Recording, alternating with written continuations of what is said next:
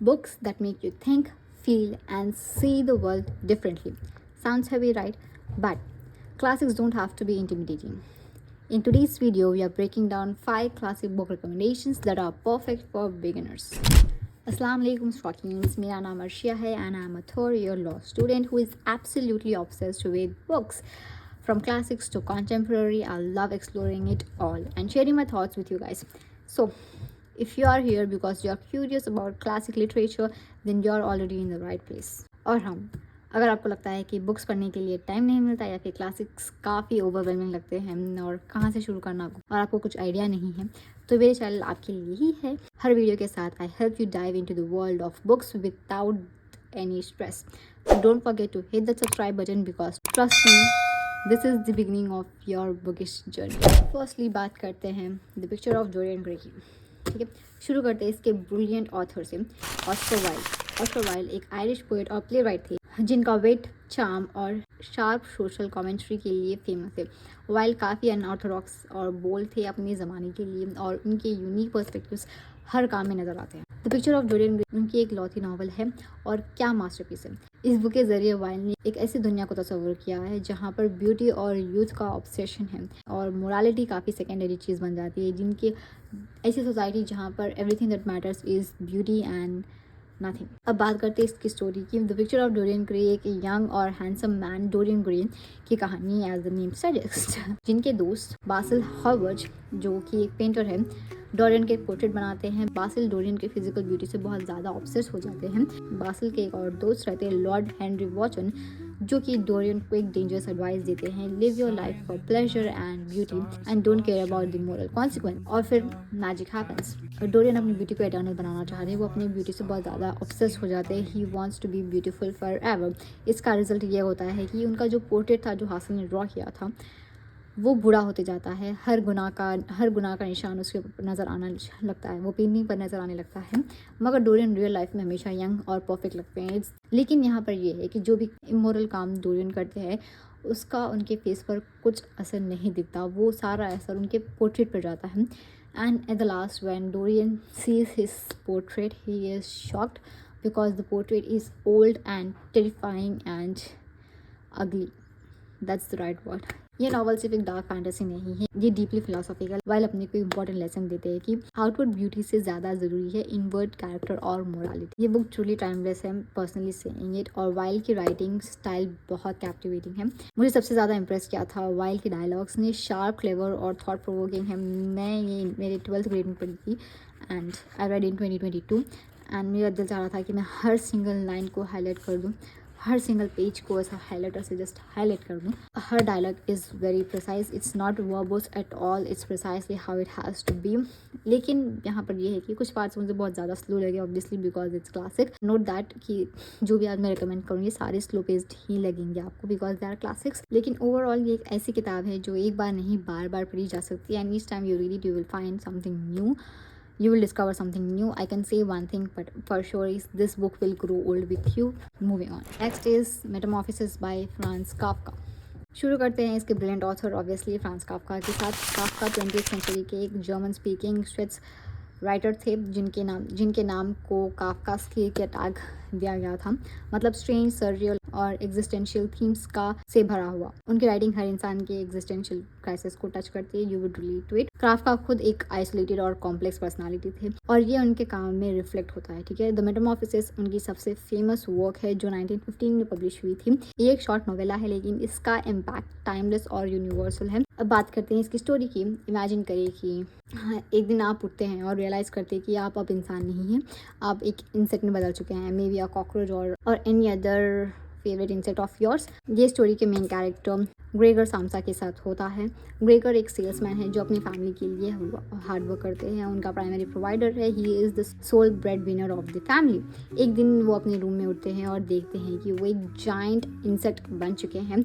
Story के दौरान Gregor की फैमिली का रिएक्शन, उसका आइसोलेशन और उसकी मेंटल और फिजिकल डिक्लाइन एक्सप्लोर की जाती हैं। ये बुक सिर्फ एक फैंटेसी या फिर हॉरर टेल नहीं है, इट्स अ मेटाफर। ग्रेगर का ट्रांसफॉर्मेशन एक सिंबल है सोसाइटी के प्रेशर, एलिनेशन और एक इंसान का लॉस ऑफ आइडेंटिटी। ग्रेगर सामसा का इंसेक्ट में ट्रांसफॉर्म हो जाना, उसकी फैमिली और सोसाइटी का उससे सेपरेट हो जाना आज की बिजी और मटेरियलिस्टिक ज़माने बहुत ज़्यादा रिलेटेबल हो जाता है। ज़रूरी नहीं है कि आप फिजिकली ट्रांसफॉर्म हो जाओ ऑब्वियसली, बट हम लोग लाइफ में बहुत ज़्यादा ट्रांसफॉर्म होते हैं and the way we transform and when we transform the reactions that we receive from people around us, sometime we are isolated, it's a part of the journey.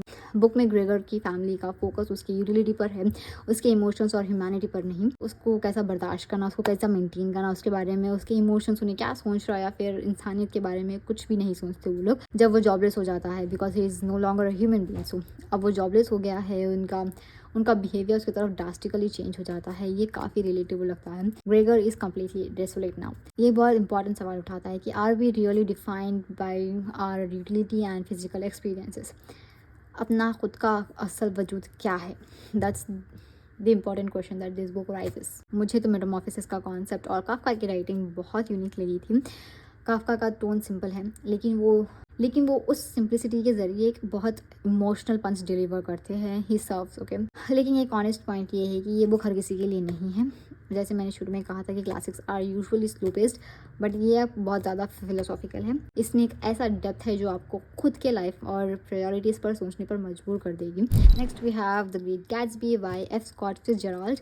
शुरू करते हैं इसके brilliant author F Scott Fitzgerald से। Fitzgerald को jazz age का poet laureate कहा जाता है। उनकी राइटिंग काफ़ी लिरिकल और रोमांटिक है, लेकिन वो एक डार्क सच को एक्सप्लोर करती है, अमेरिकन ड्रीम्स का the flawed nature of American dream. उनकी अपनी लाइफ भी काफ़ी ड्रामेटिक थी। फेम, वेल्थ और डाउनफॉल एक कंप्लीट पैकेज थी। द ग्रेट गैट्सबी जो 1925 में पब्लिश हुई थी, उनका सबसे आइकॉनिक और टाइमलेस नॉवल है। ये एक मस्ट रीड है if you ever start reading classics. ये बुक ना सिर्फ एक लव स्टोरी है बल्कि एक शार्प क्रिटिक है about society and human desires. अब बात करते हैं इसकी स्टोरी की। द ग्रेट गैट्सबी एक मिस्टीरियस मिलियनेयर जे गैट्सबी की कहानी है जो अपना पुराना लव डेजी बुचनन के लिए ऑब्सेस्ड है। ये स्टोरी निक कैरोवे के पर्सपेक्टिव से बताई गई है, जो डेजी का कज़न और गैट्सबी का नेबर है। गैट्सबी के एक्स्ट्रावेगेंट पार्टीज, उसकी लव स्टोरी और उसका मिस्टीरियस पास्ट ग्रेजुअली अनफोल्ड होता है।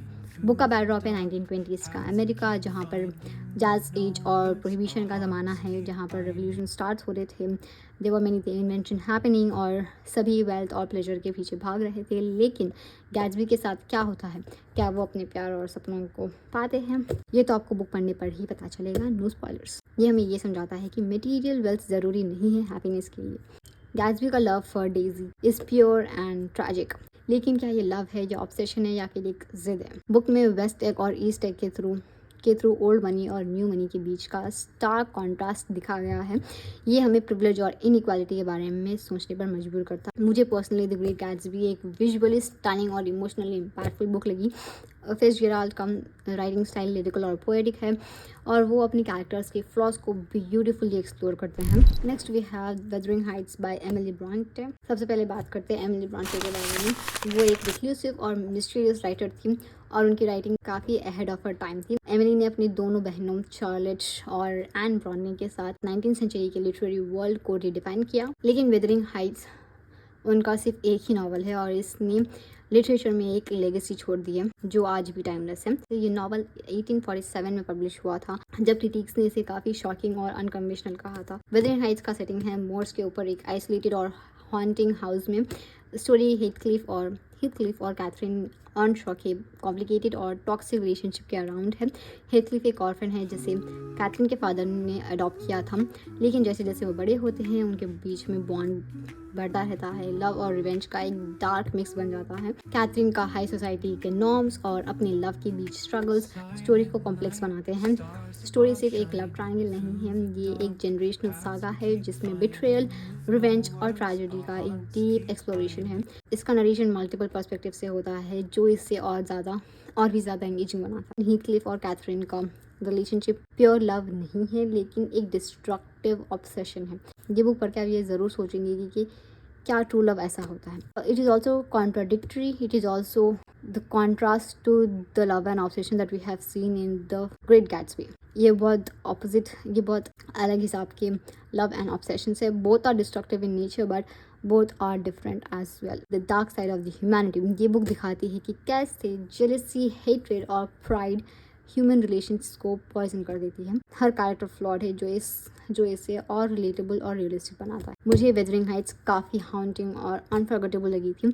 एमिली ब्रॉन्टे की राइटिंग डार्क और रिलिकल है, जो आपको मोर्स के बीच खड़ा फील करवाएगी। लेकिन अगर आपको लाइट हार्टेड या फील गुड स्टोरीज पसंद है तो ये नॉवल आपको हैवी लग सकती है। हीथक्लिफ और कैथरीन का स्टोरी डायनामिक सबके लिए नहीं है।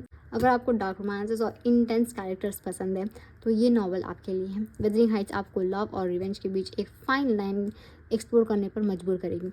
एंड अगर आपको इसका रीडिंग एक्सपीरियंस नेक्स्ट लेवल पे लेके जाना है तो while reading this book make sure to listen to the playlist of this book, it will be amazing. Last but not the least is The Brave New World by Aldous Huxley. सबसे पहले बात करते हैं इसके author की। हुक्सले एक visionary writer थे जो 20th सेंचुरी के मोस्ट इन्फ्लुएंशियल थिंकर्स में से एक माने जाते हैं। उनकी राइटिंग फिलोसॉफी, साइंस और सोसाइटी का एक परफेक्ट ब्लेंड होती है।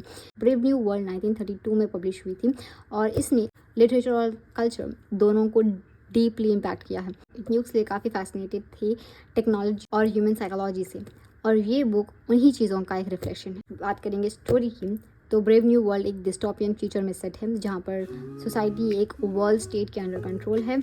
यहाँ इमोशंस, इंडिविजुअलिटी और इवन नेचुरल रिप्रोडक्शन का कॉन्सेप्ट एलिमिनेट कर दिया गया है। There is no individuality, no emotions, nothing. लोग आर्टिफिशियली इंजीनियर होते हैं लैब्स में और उन्हें एक कास्ट सिस्टम के अकॉर्डिंग डिज़ाइन किया जाता है, जहाँ से अल्फ़ा से लेकर एप्सिलॉन तक हर कास्ट का एक फिक्स्ड रोल होता है और हर इंसान कंडीशन होता है हैप्पीनेस के इल्यूजन में जीने के लिए। There is no real happiness, they are just condition to always be happy. Story के सेंटर में है बर्नार्ड मार्क्स, जो एक परफेक्ट लुकिंग सोसाइटी के फ्लॉस को देखता है, और जॉन एक सैवेज जो इस इंजीनियर वर्ल्ड का एक आउटसाइडर है। उनका क्लैश इस बुक का बैकबोन है और ये आपको क्वेश्चन करवाता है कि क्या हम प्रोग्रेस के नाम पे अपनी ह्यूमैनिटी ख़त्म कर रहे हैं? With growing technology are we losing humanity? ये बुक दिखाती है कि कैसे सोसाइटी को कंट्रोल करने के लिए प्लेजर और डिस्ट्रैक्शंस का यूज़ किया जा सकता है। सोमा एक ड्रग जो हर प्रॉब्लम का सोल्यूशन बन गया है इसके अंदर है। इसका एक परफेक्ट एग्जाम्पल है। The real life example of this would be the social media, how we are